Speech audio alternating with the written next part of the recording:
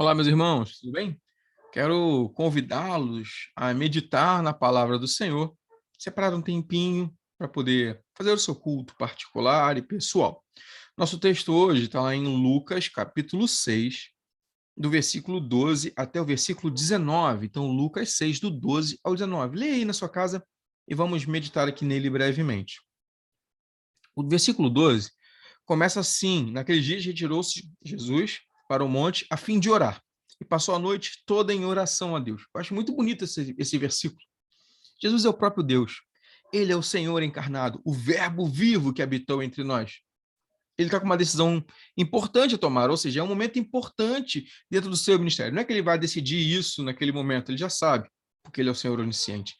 Mas ele tem um marco importante no seu ministério. Os versículos seguintes mostram que dentre os discípulos, ou seja, dentre aquelas pessoas que seguiam Jesus já com certa frequência e que caminhavam com Jesus, ele vai escolher 12 para serem seus apóstolos. Jesus é Deus, ele sabe tudo o que vai acontecer, ele sabe exatamente quem são as pessoas, ele conhece todas as coisas. Mas diante desse momento, ele sobe ao monte, passa a noite em oração, antes de mostrar a eles quem são os apóstolos. Eu acho que é uma mensagem muito significativa para nós. Quantas vezes tomamos nós, que não somos oniscientes, que não somos Deus, decisões na nossa vida e nem consultamos o Senhor? Quantas vezes agimos e tomamos decisões, fazemos e vamos em várias direções e tomamos as rédeas da nossa vida e queremos guiar a nossa vida e não paramos para, nem por um instante, consultar o Senhor e dizer: Senhor, é esta a tua vontade para a minha vida? Quantas vezes vejo cristãos que, e a gente muitas vezes faz isso, toma as decisões e depois da decisão tomada, a gente ora para que Deus abençoe, para que Deus nos ajude, para que Deus corrija agora o que está dando errado, ou para que Deus multiplique e abençoe aquilo que nós tomamos a decisão de fazer. Deveríamos fazer como Jesus. Antes de fazer, deveríamos consultar o Senhor. Se ele o fez, e é o próprio Filho de Deus, será que nós não precisamos também fazer? Depois dessa noite em oração, ele escolhe os 12 que ele vai chamar de apóstolos. E os versículos 14 até o 16 nos dizem um nome desses homens. Você os conhece. É muito interessante que o texto em Marcos fala que Jesus escolheu 12 homens para estarem com ele e para pregarem, expulsarem demônios, assim por diante. Mas, em primeiro lugar, para estarem com ele. Jesus tem um grupo íntimo aqui de apóstolos.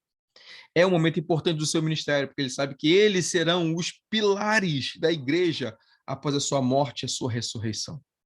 São os homens que têm o treinamento mais de perto de Jesus. Há muitos seguidores, há muitos discípulos, mas tem um grupo especial, 12 homens, que estão ao lado de Jesus, os apóstolos. É verdade que dentre esses 12 tem um grupo ainda mais especial, Pedro, Tiago e João, que estão com ele em todos os momentos. Mas esse grupo aqui é o grupo que ele prepara para dar sequência ao seu ministério. Deus tem nos chamado. Hoje nós não temos mais apóstolos como naquela época. Não existem mais. Os apóstolos foram os 12. Nesse sentido, os 12. Somente os 12.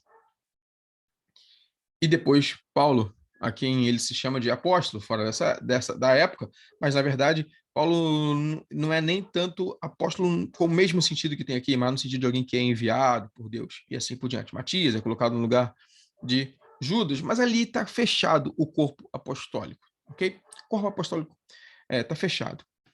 Nós hoje somos chamados como servos do Senhor, todos nós, independente da função que nós temos na igreja. Fomos chamados para representar a Cristo, para dar seguimento à obra de Cristo, que também foi a obra dos apóstolos. Então, Cristo inicia a sua obra, a igreja, na maneira, a partir de agora do Novo Testamento, da Nova Aliança. É claro que a gente pode pensar na igreja desde o Éden, mas a igreja, a partir da Nova Aliança, é em Cristo. Os apóstolos são as bases que levam essa igreja. E agora o papel é nosso. Nós estamos agora, os apóstolos não estão mais entre nós. Agora é o nosso papel de continuar levando essa missão, de continuar falando deste Cristo, de ensinar aquilo que nós temos ouvido dele, aquilo que ele tem nos ensinado pela sua palavra, de transmitir a sua mensagem. Somos nós agora. Não apóstolos, mas filhos de Deus, servos de Deus nessa tarefa. E observe que esse chamado que esses homens têm, que nós também temos, não é um chamado para simplesmente nós batermos no peito, nos orgulharmos de uma posição e nos acharmos melhores do que os outros. Os versículos seguintes, 17 até o 19, mostra que Jesus desce com eles. E quando chegam ali, há muitos que estão atormentados por espíritos imundos, há muitos que precisam ser curados, há uma multidão que está buscando o Senhor. Fomos chamados também para sair. Não para ficarmos enclausurados dentro das nossas igrejas, mas para sair. Há uma multidão do lado de fora, de pessoas atormentadas por espíritos imundos, de pessoas que precisam ter as suas vidas, suas almas curadas, de pessoas que precisam e querem ouvir de Jesus. Eu e você somos os enviados do Senhor para fazer isso. Somos os enviados do Senhor para essa posição. Aliás, o nome apóstolo significa exatamente isso, aquele que é enviado. Nós somos os enviados do Senhor. Não como os 12 eram, de forma diferente. Os 12 têm um momento único na história. Mas nós somos enviados a muitas pessoas do lado de fora, precisando que anunciemos esse Jesus.